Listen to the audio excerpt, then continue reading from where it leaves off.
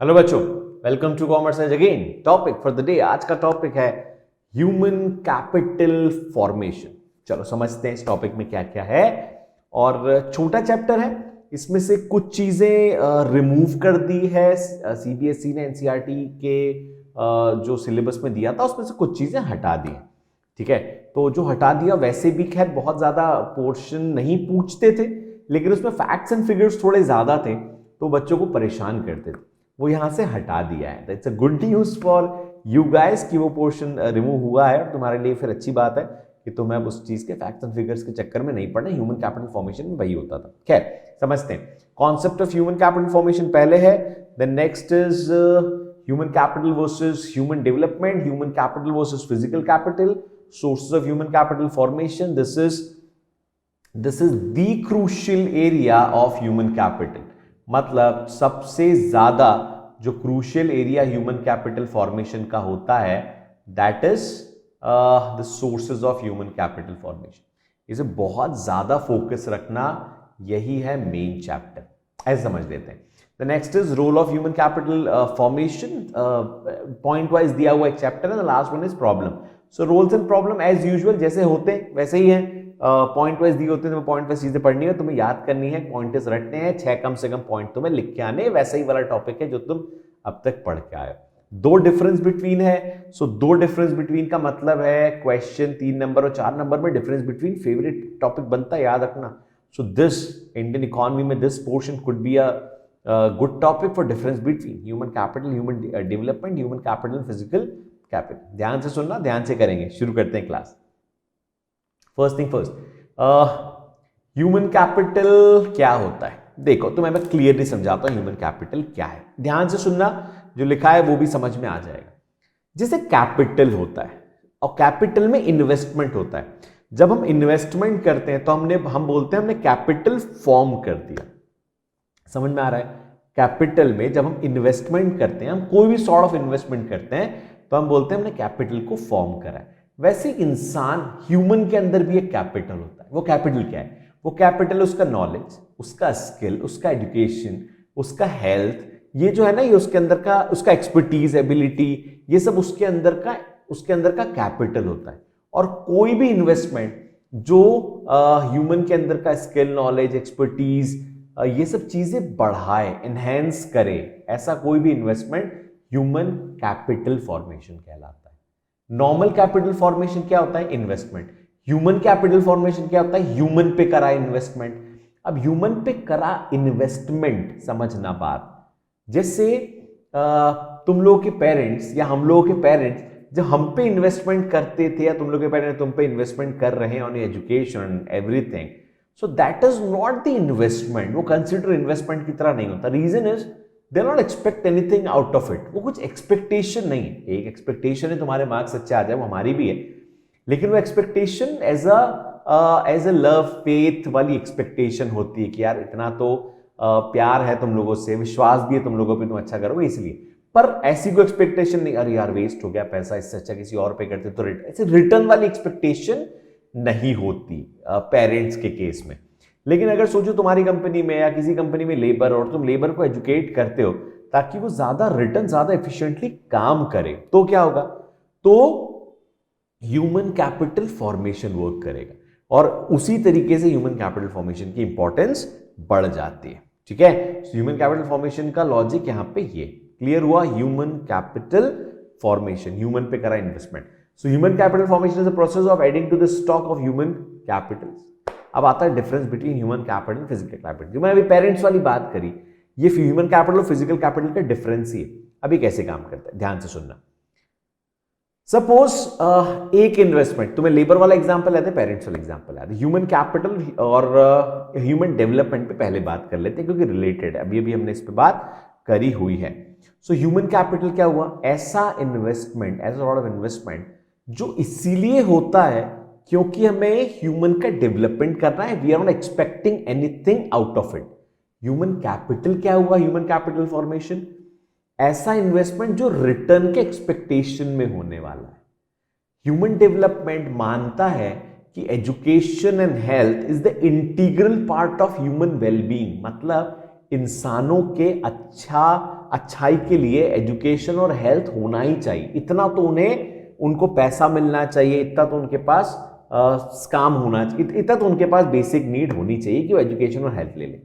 लेकिन human capital क्या मानता है? Education and health is the part of getting return, वो रिटर्न का पार्ट माना जाता है। थर्ड पॉइंट, थर्ड समझना सिचुएशन, ह्यूमन डेवलपमेंट मानता है कि एजुकेशन दे देना या अच्छा हेल्थ दे देना, मान लो एजुकेशन नहीं देते, ह्यूमन डेवलपमेंट मानता है वो जो इन्वेस्टमेंट है हेल्थ में, एजुकेशन में, वहीं तक नीड है, मतलब that is the and. Education provide करवा दी मतलब काम खत्म, इससे ज्यादा में एक्सपेक्टेशन नहीं। सो एंड क्या है यहां पे? End is giving education. और ह्यूमन कैपिटल में एंड क्या है? एंड का मतलब होता है what is the final want you want in your life. So वहां पे एंड क्या है ह्यूमन कैपिटल में? एजुकेशन दे देना is not the end, return expect करना और रिटर्न होना इज द एंड।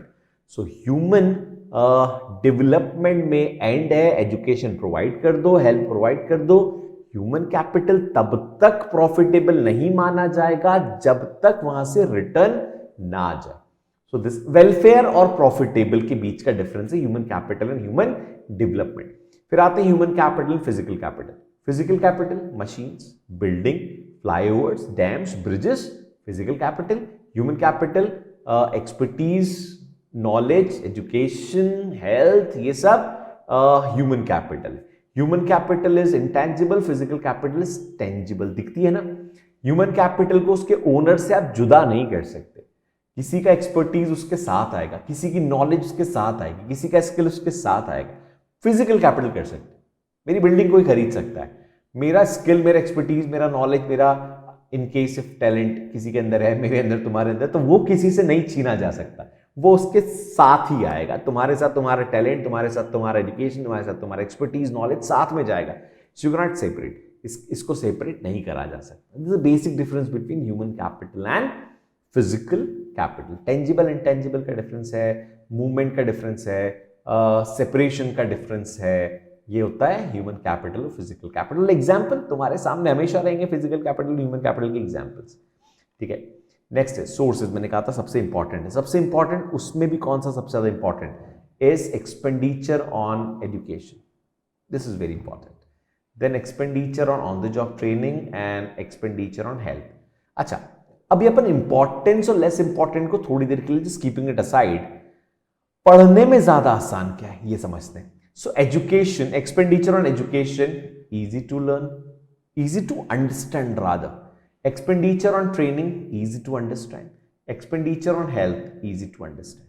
बात आती है माइग्रेशन, बात आती है इंफॉर्मेशन की, तो एक एक करके जल्दी से देखते हैं। Why this is, these are the sources of human capital formation. Sources का मतलब क्या हुआ?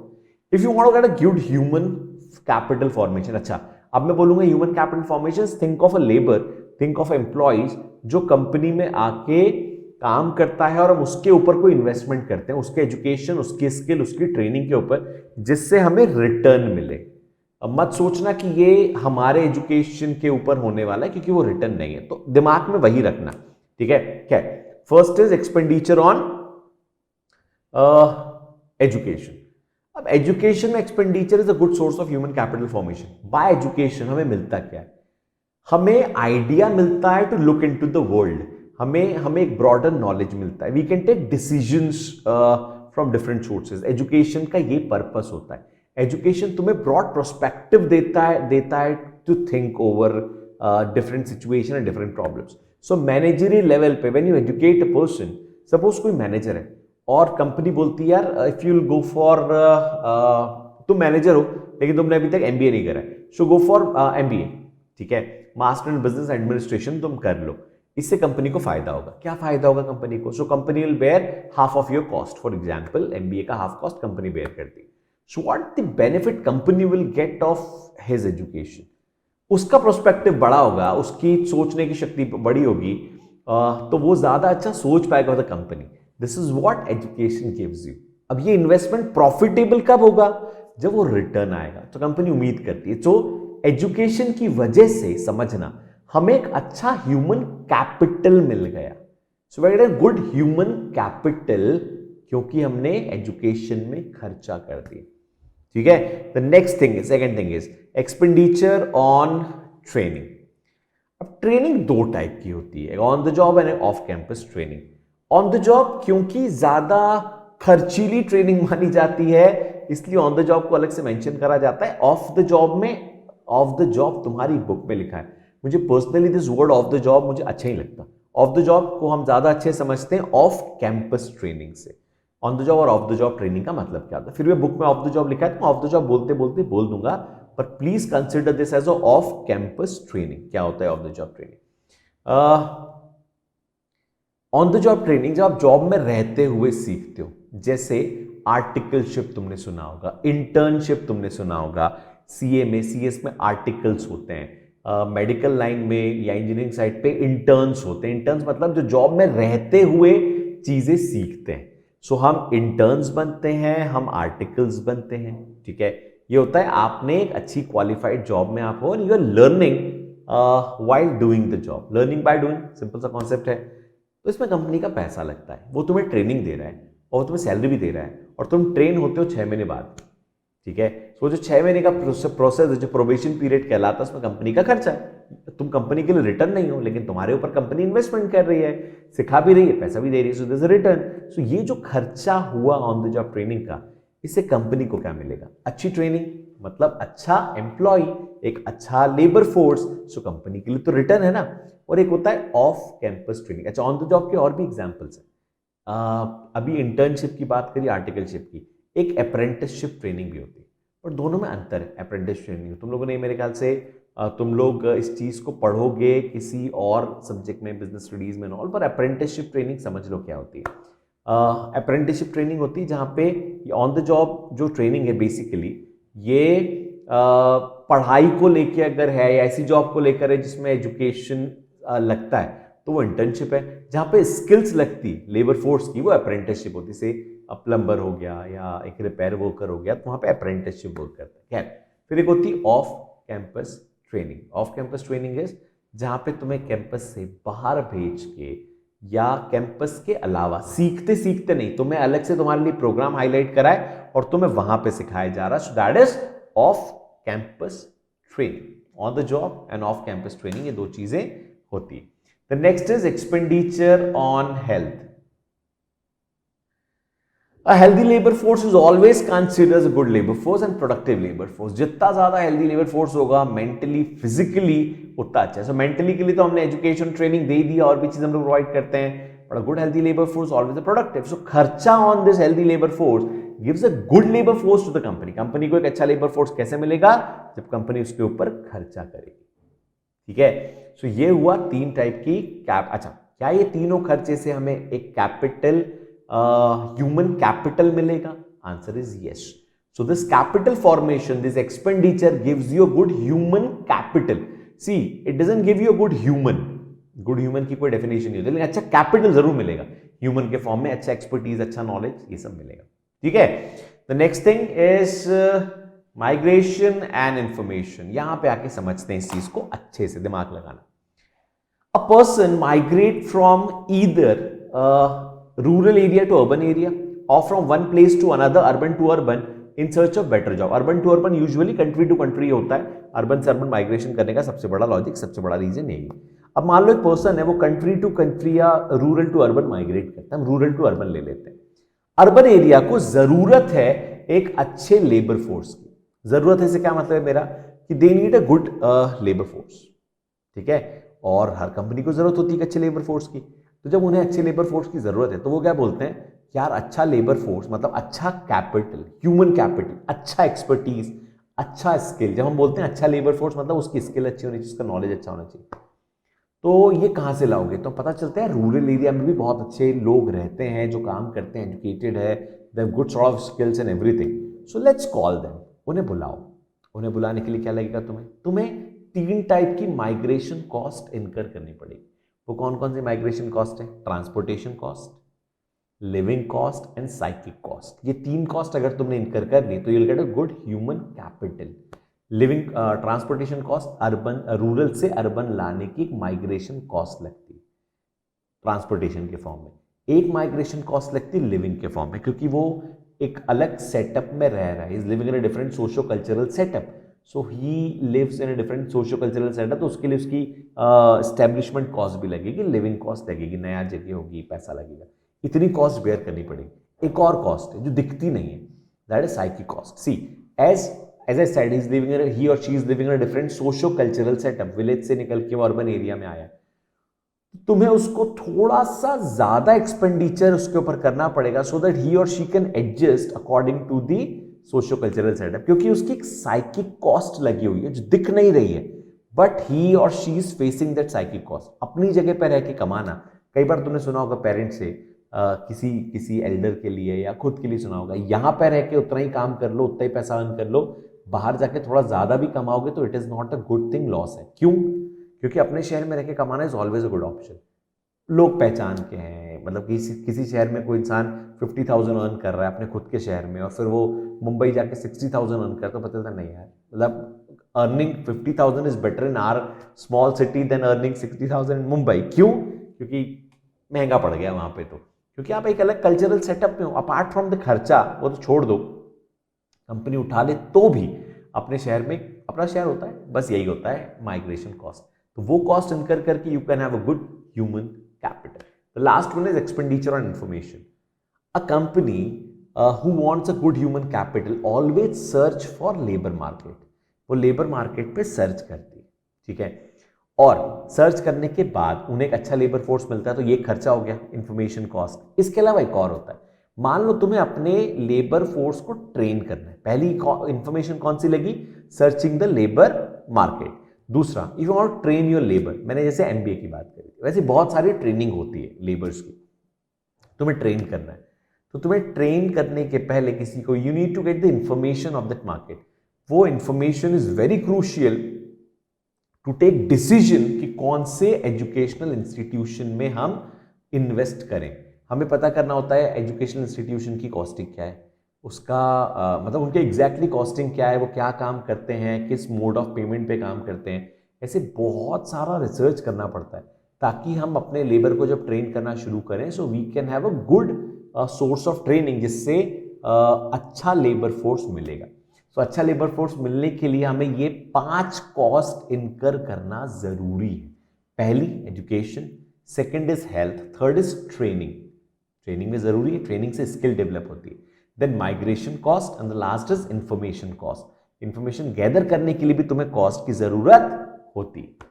This is how the source of human capital formation works, ठीक है, ये क्लियर होगा। इसको अगर अच्छे समझोगे तो हमेशा क्लियर होगा। 5 अलग अलग चीजें, 3+2 के फॉर्मेट पे काम करना हमेशा, इसमें हमेशा याद रखना, 3 इजी, 2 फोकस जोन, बस। फोकस जोन मतलब यहां पे थोड़ा ध्यान ज्यादा देना है तुम लोगों को। नेक्स्ट आते हैं, role of human capital formation in economic growth.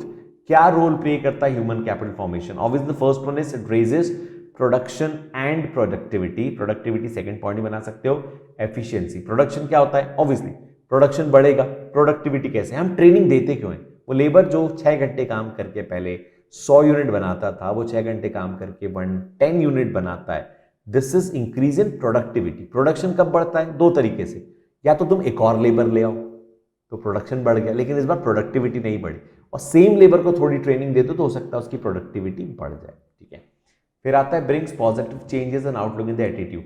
ये बेसिकली होता है जितनी ज्यादा आप ट्रेनिंग किसी को करोगे, दोगे, तो उसके नेचर में, एटीट्यूड में एक पॉजिटिव आउटलुक आता है। ही थिंक्स और she thinks the way of job in a different prospective, वो अलग तरीके से देखते हैं।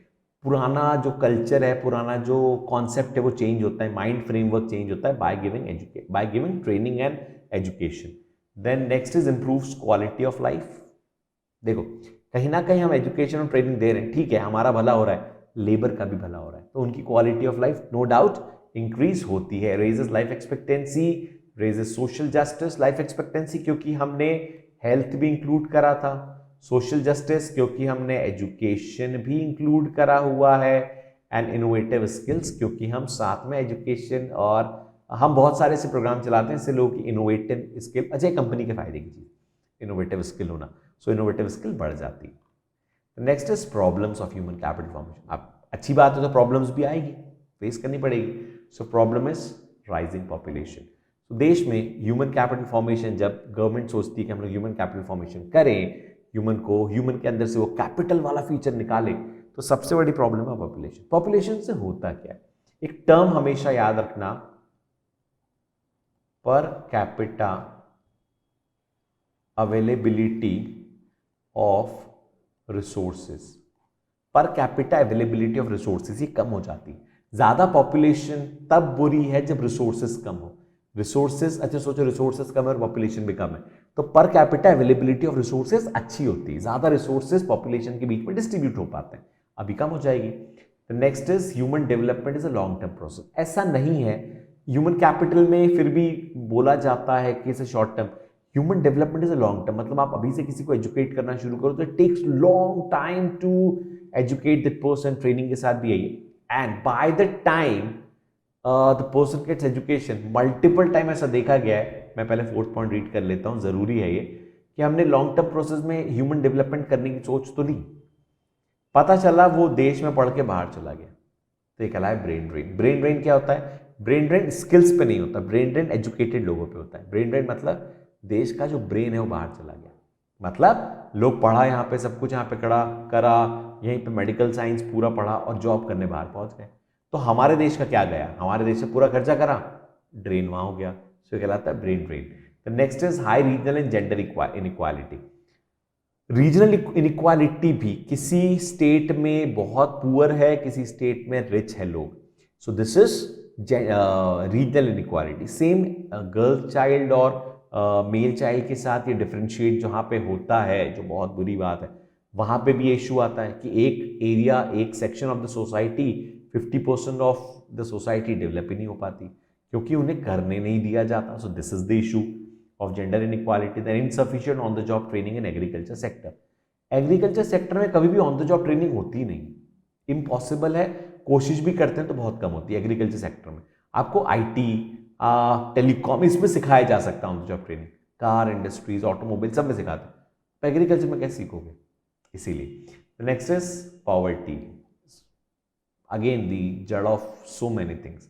इसकी वजह से ह्यूमन कैपिटल रुक जाता है। Low academic standards and deficient manpower planning. India में बोला जाता है पॉपुलेशन इज अ इशू, लेकिन सोचो तो पॉपुलेशन कभी कभी हमारी वो भी बन सकता है, स्ट्रेंथ भी बन सकता है, if you have proper manpower planning, we have enough population, second largest in the world, so we can utilise in a better way.